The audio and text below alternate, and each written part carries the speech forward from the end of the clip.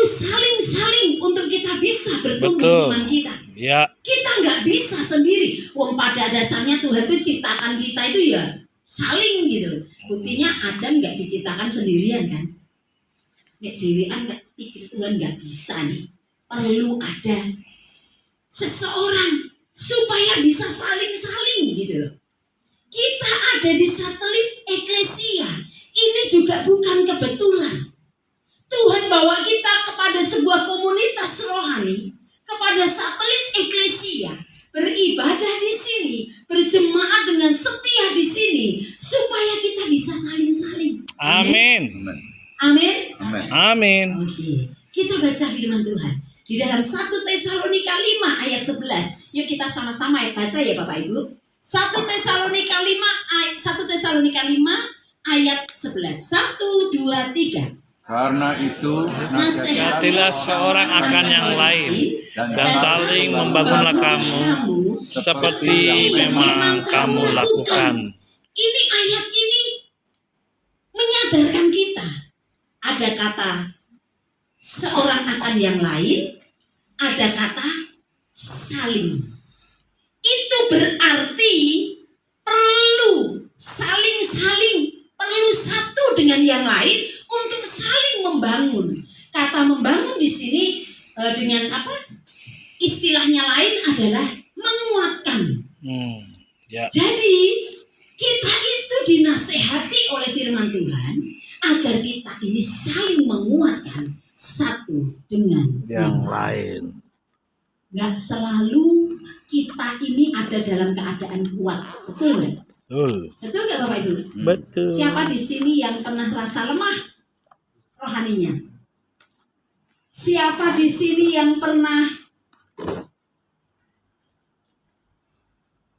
nggak ada di posisi yang tinggi rohaninya? Ada di gereja, iya.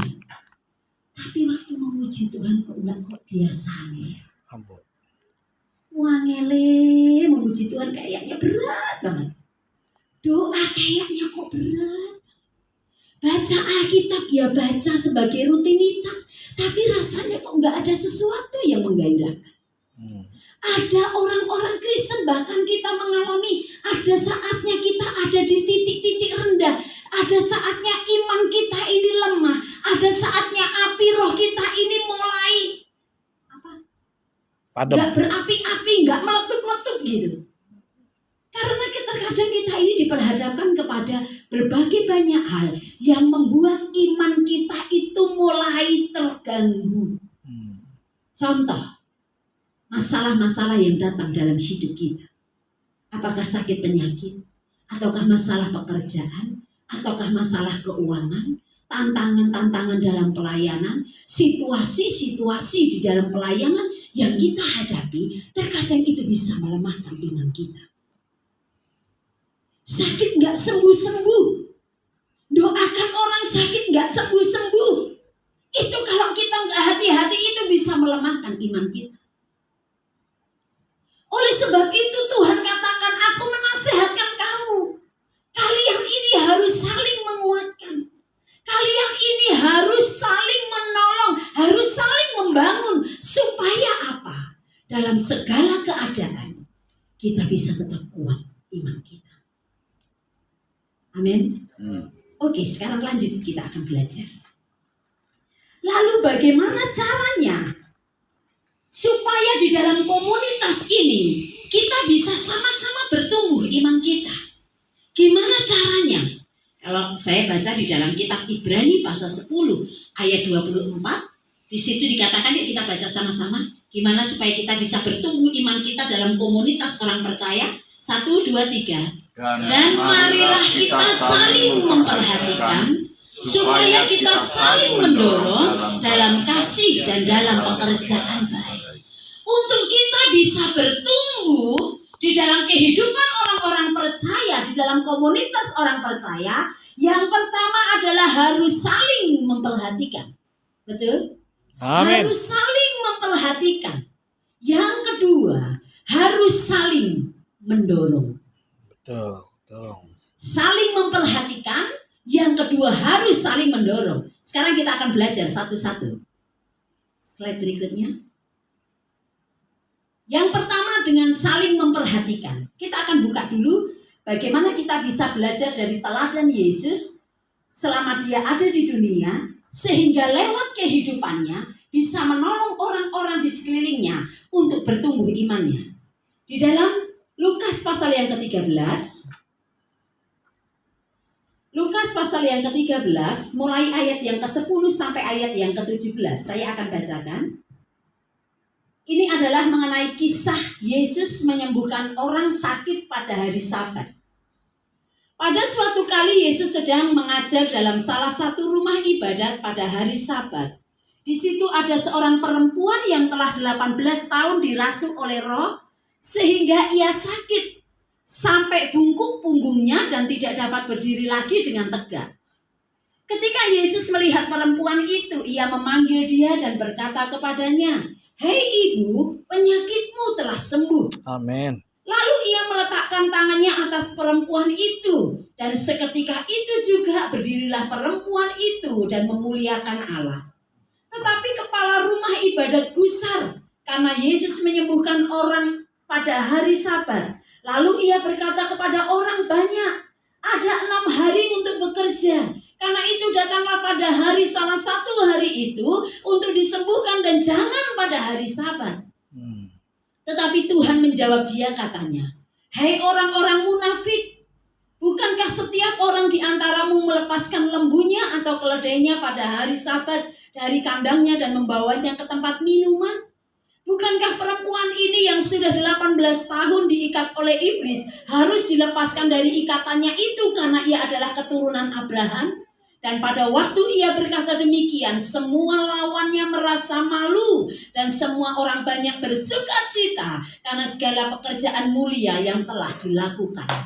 Dari sini kita bisa belajar mengambil teladan Yesus. Tadi bagaimana caranya kita bisa bertumbuh di dalam iman kita. Yang pertama, sebagai komunitas orang percaya, kita harus saling memperhatikan. Kata saling memperhatikan berasal dari bahasa Yunani kata nomen, yang artinya adalah melihat satu dengan yang lain. Tadi pagi saya bilang, kalau orang Jawa bilang delok-delokan.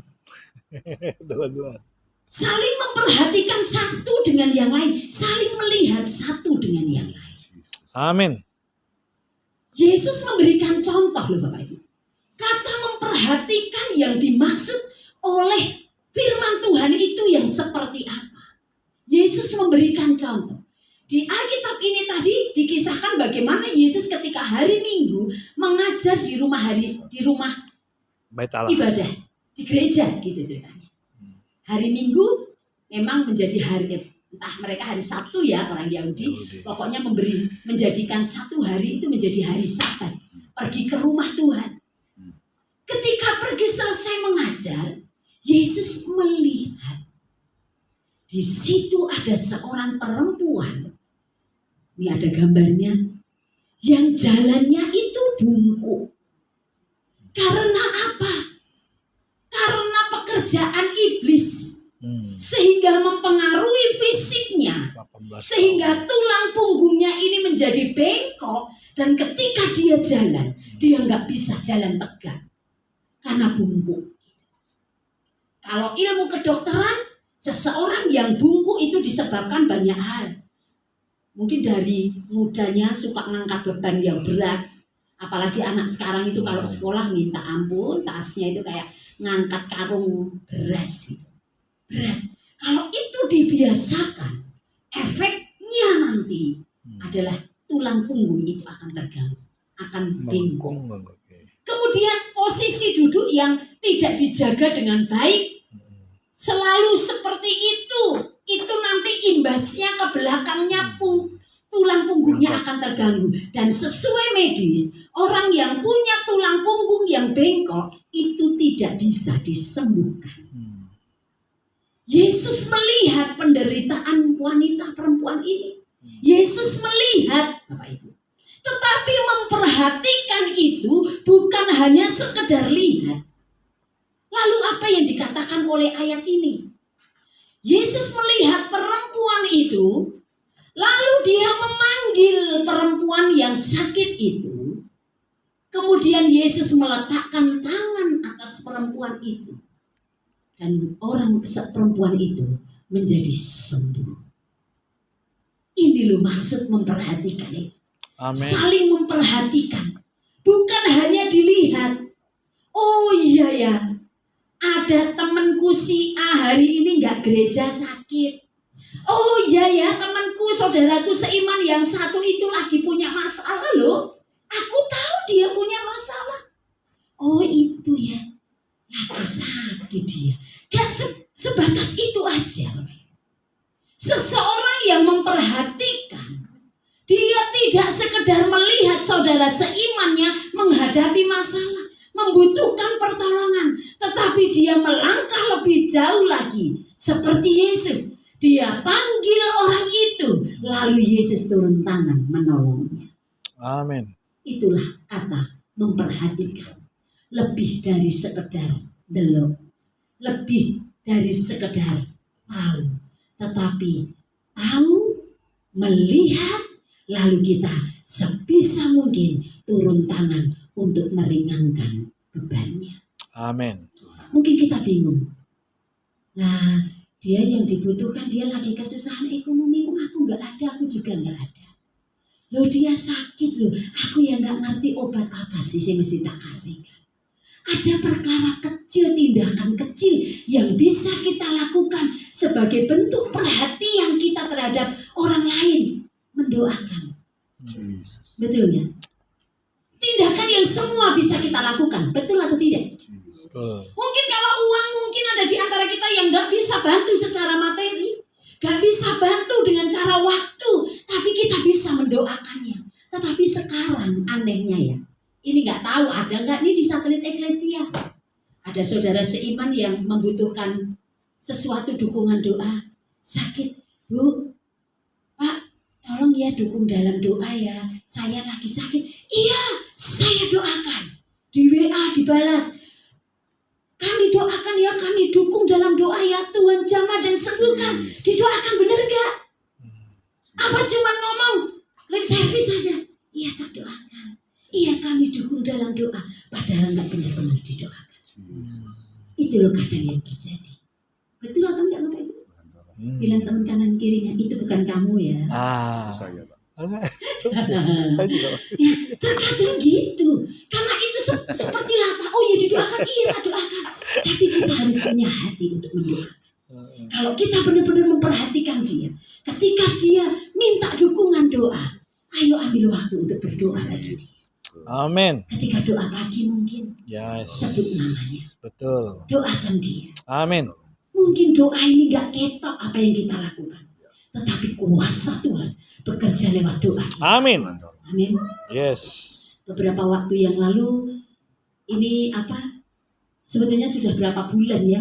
Itu sekitar, saya ketemu ini sudah pernah saya saksikan. Waktu itu ada Bapak Yudhistira, ada Pak Gosa, semua. Saya sudah menyaksikannya. Pada saat itu saya ketemu dengan seorang ibu waktu mengantar anak saya training ujian WL dan singer. Saya ngantar dia di pusat. Sambil nunggu saya ketemu seorang ibu.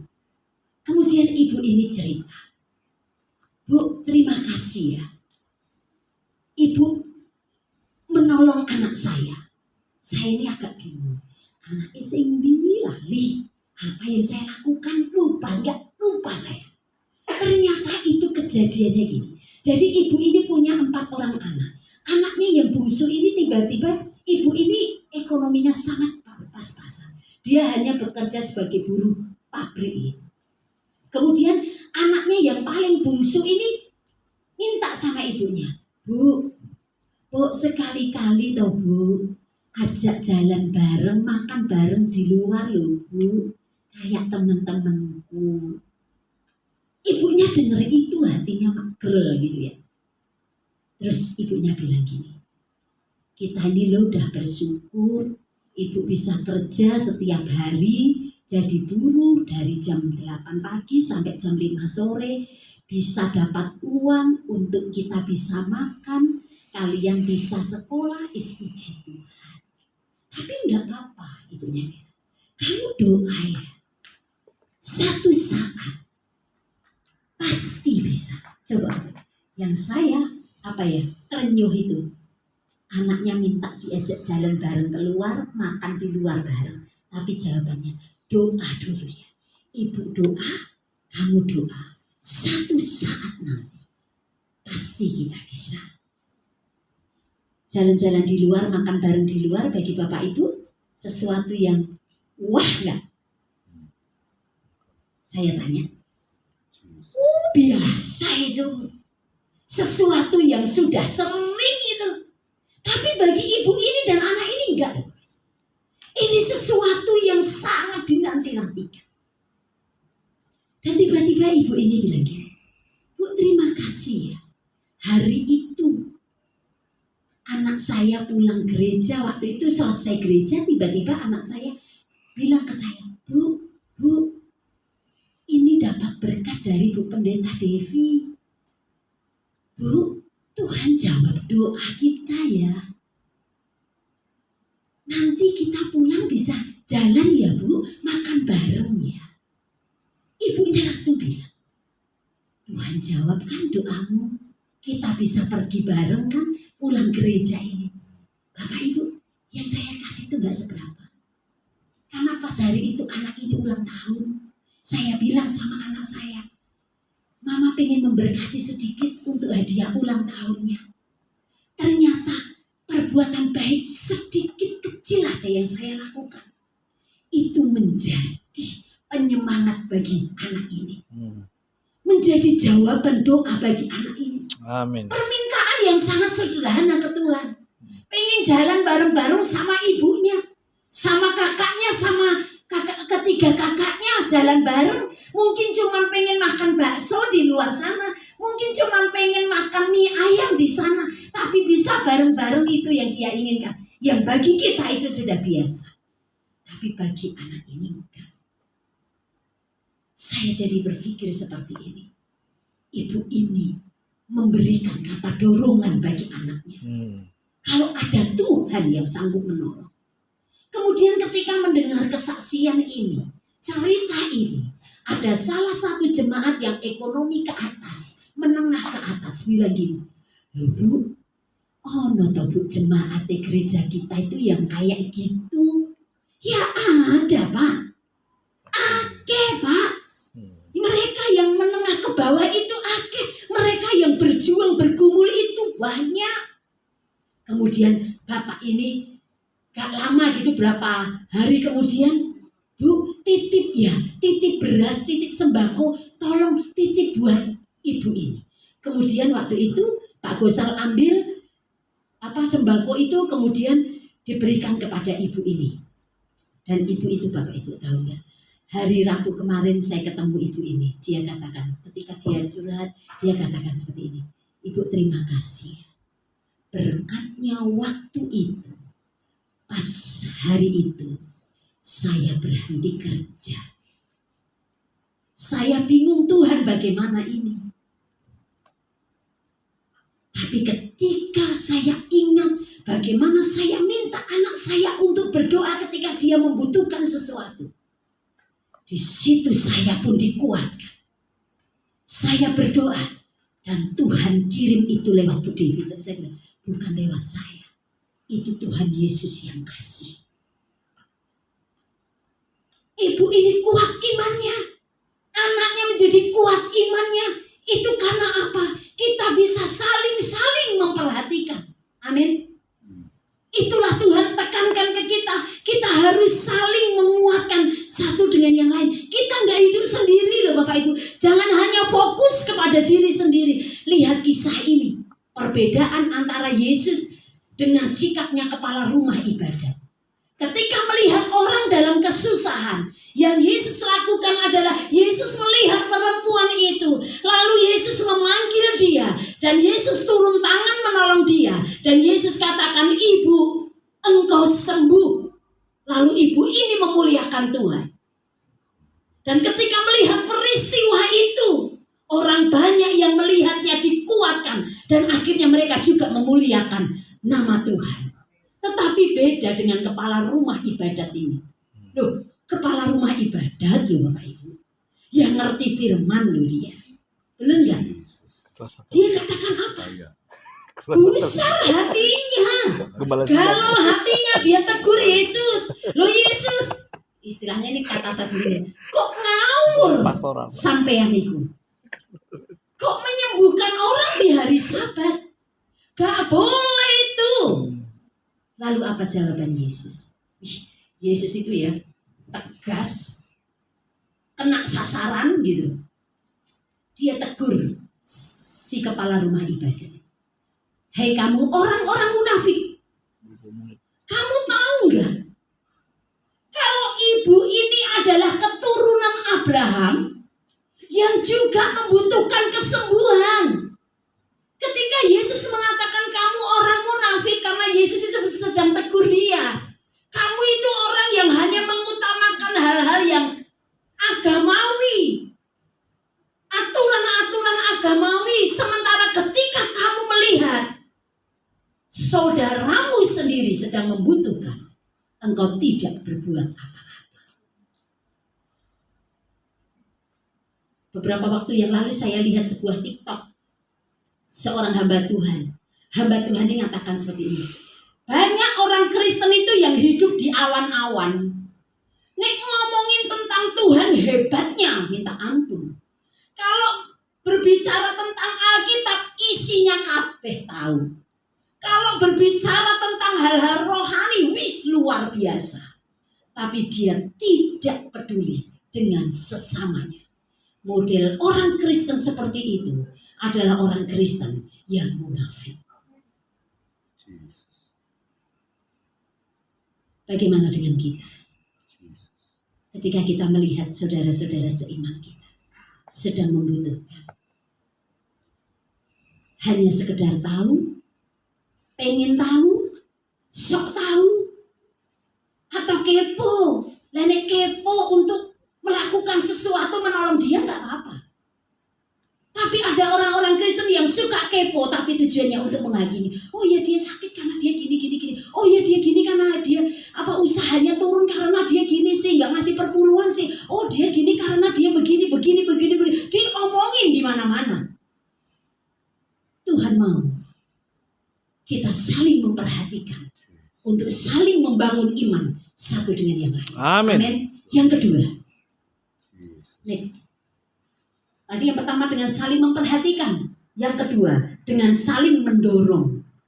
Dari kata mendorong ini dari kata Yunani paroxosmus yang artinya membangkitkan, membangun, menyemangati, memotivasi. Saya mau tanya, kalau kita mau mendorong sesuatu itu butuh pengorbanan enggak? Butuh enggak Bapak Ibu? Korban tenaga, ya kan? Kalau saya mau dorong ini, saya butuh tenaga untuk mendorong ini. Saya butuh mengorbankan waktu saya untuk mendorong ini. Benar? Ketika kita mau mendorong seseorang untuk maju dalam Tuhan, harus ada pengorbanan. Untuk kita menyemangati orang untuk tetap kuat di dalam Tuhan, kita butuh pengorbanan. Kadang kita harus korban waktu, kadang kita harus korban tenaga, kadang kita harus korban materi, tapi itulah harga yang harus kita bayar ketika kita mau saling mendorong. Mendorong bukan untuk menjatuhkan orang, tetapi mendorong untuk menguatkan iman orang lain. Ya tuh yang kita yang pelayanan ya, kadang-kadang di WA dicurhatin, kadang-kadang diteleponi, nek telepon bisa 1 jam. Lah kita nek ibu-ibu rumah tangga ini sibuknya 24 jam ya. Ya tuh, dari bangun pagi cetek. Masak air lah, masak nasi lah. Nanti selesai itu lihat, matahari udah terbit, cepat-cepat nyuci. Selesai itu jemur, nanti belum bisa pelikaan banyak macam-macam. Kalau mau diikuti 24 jam nggak selesai. Tapi ketika kita mau saling mendorong, terkadang kita harus offkan itu dulu, korbankan itu dulu. Untuk apa? Dengar orang curhat, dengar orang sedang meluapkan isi hatinya, menguatkan orang. Kadang kita wis rapopo lah, setika ane besok masih bisa, tinggal kasih telepon dulu, terima telepon. Oh, wis gak apa-apa lah. Wis ini nanti aja lah. Yang penting mengunjungi orang yang perlu didoakan, perlu dikuatkan. Saya tinggalkan ini dulu demi ini seseorang untuk menguatkan iman orang. Kadang kita harus bayar harga untuk itu. Tetapi ingatlah, Tuhan tidak pernah berhutang. Sekecil apapun yang kita lakukan untuk sesama kita, ingat kita sedang melakukannya untuk Tuhan. Amin. Dan Tuhan tidak pernah berhutang. Tuhan menghargai apa yang kita lakukan. Kita bisa saling menguatkan satu dengan yang lain. Amin. Saya akan menutup ini dengan sebuah kesaksian kisah. Kalau Bapak Ibu yang yang umurnya sudah agak ini gitu ya, mungkin tahu zamannya ini. Saya mendengar ini dari kesaksian anaknya yang bernama Bapak Roni Patinasarani. Beliau ini adalah pemain sepak bola tahun 70-80-an gitu. Pemain sepak bola yang bagus di Indonesia, banyak mendapatkan penghargaan, kemudian akhirnya karena keahliannya bermain sepak bola, akhirnya dia diangkat menjadi pelatih, baik itu pelatih timnas ataupun pelatih dari klub-klub sepak bola di Indonesia. Dan karirnya sangat cemerlang di dunia persepak bolaan. Ketika karirnya ada di puncak kejayaan, dia punya 3 anak. 2 anak laki-laki dan 1 anak perempuan. Di tengah-tengah kejayaan karirnya, 2 anaknya yang laki-laki, anak pertama dan anak yang kedua, terjerat narkoba. Bahkan anaknya ini cerita, karena jeratan narkoba pernah membuat dia ingin bunuh diri. Dia menderita karena jeratan narkoba. Tapi mereka berdua ini sudah terkadung, terjerat. Kemudian bapaknya melihat kondisi anaknya seperti ini, sedih gak kira-kira Bapak? Saya mau tanya bapak-bapak yang ada di sini, sedih gak lihat itu? Sedih. Kemudian di tengah-tengah karirnya yang memuncak, dia bingung keputusan apa yang harus dia ambil. Kemudian dia berdoa sama Tuhan ini, suami istri ini takut akan Tuhan gitu. Orang yang taat ibadah. Kemudian di dalam doanya, Tuhan seperti bimbing dia. Tinggalkan karirmu. Fokus kepada 2 anakmu. Mereka butuh perhatian. Mereka butuh waktu. Mereka butuh bimbingan. Mudah gak Bapak Ibu? Gak mudah. Karirnya lagi tiba-tiba suruh meninggalkan itu untuk membimbing anaknya. Tapi dia belajar taat demi kebaikan anaknya. Dia tinggalkan pekerjaannya. Ketika itu dia pasti rasa takut, rasa khawatir. Tetapi dia katakan, seperti Tuhan menepuk selalu pundaknya. Aku menolongmu. Yakin aku menyertai. Aku membantu. Aku memampukan. Itu yang membuat dia kuat. Membimbing 2 anaknya yang kena narkoba, terjerat narkoba gak mudah. Gak mudah lepas. Butuh perjuangan, korban waktu, korban tenaga, korban pikiran, korban perasaan.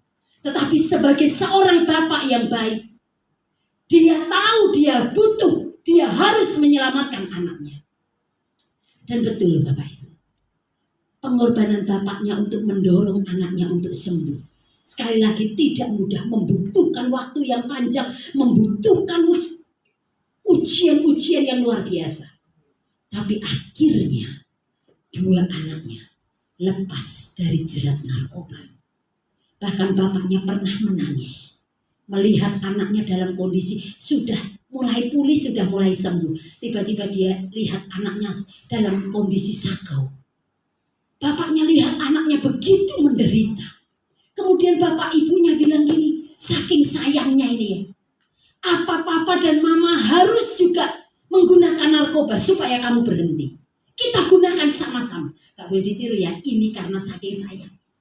Kemudian dirangkul bapak ibunya ini sama anaknya. Dia katakan, enggak, tolong aku Pak, kami mau sembuh. Bimbing kami, Pak, kami mau lepas dari jerat narkoba. Kemudian karena lihat anaknya begitu sako, nggak tahu harus menolong apa. Bapaknya ini terpaksa cari bandar narkoba. Hanya untuk apa? Beli narkoba itu untuk diberikan kepada anak. Tapi ketika mau memberikan itu kepada anaknya, anaknya tiba-tiba nolak. Tidak, Bapak, tidak.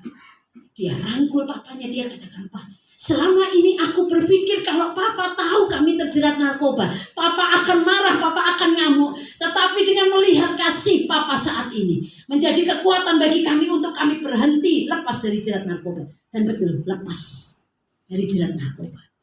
Dan yang lebih luar biasa lagi, ketika saya membaca biografi dari Bapak Roni ini juga kedua anaknya.